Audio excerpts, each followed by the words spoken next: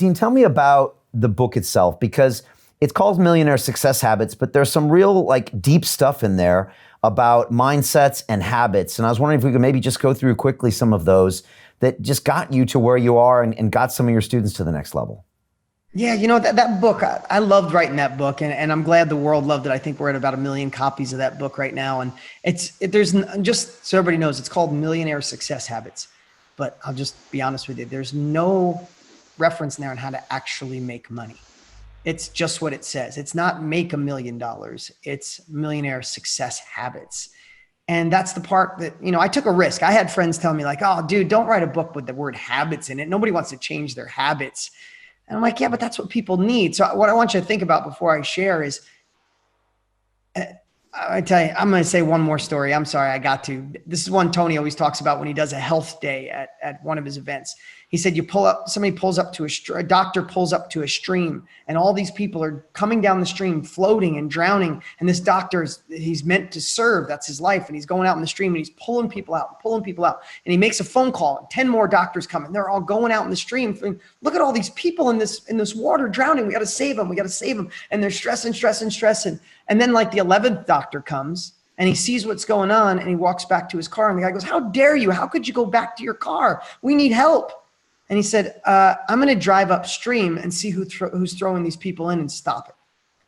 And it's like, whoa, like, okay, like I get it. And that's really the whole premise of Millionaire Success Habits is I want to go upstream. I don't give you a magical money machine. There's no way to get rich overnight in that book, but I'm going to help you build a foundation where you could just apply it to any area of your life and create these.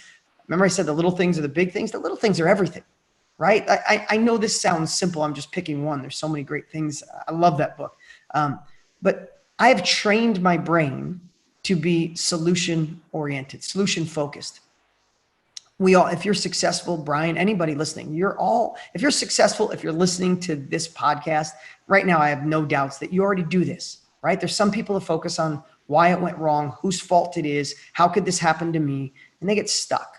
If you're here, I bet you're not. But how do you shorten that distance, right? How do you not blame other people? Listen, blame is easy. And there's lots of people to blame. But what if you just took complete ownership of your life? You took complete ownership of every situation. What if everything that went sideways, the carpet getting pulled out, COVID, things going wrong, what if it was complete? What if you just had the mindset? I'm not saying you're going to be here today, but what if you had the mindset that all of that was absolutely designed for you at this time in history? And when those happen, instead of their brain going back on who, why, how's this going to hurt me? What's going to happen in the future? Your brain was just programmed as a habit to focus on the fix. That's what I teach my kids. I'm like, how do you focus on the fix? It happened. You spilt the milk. You can complain about it, or you go get a towel and a new glass of milk, right? I don't want to oversimplify it. As simple as that does, I know that allows me to go in a boardroom with 10 people that I feel are smarter, been in business longer, and they're all talking about the crap, the thing that went wrong.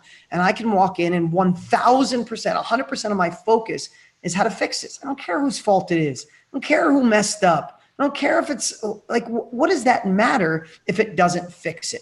So again, I'm not trying to oversimplify, but they're the type of habits that have allowed me to get here. And that's what I teach in Millionaire Success Habits.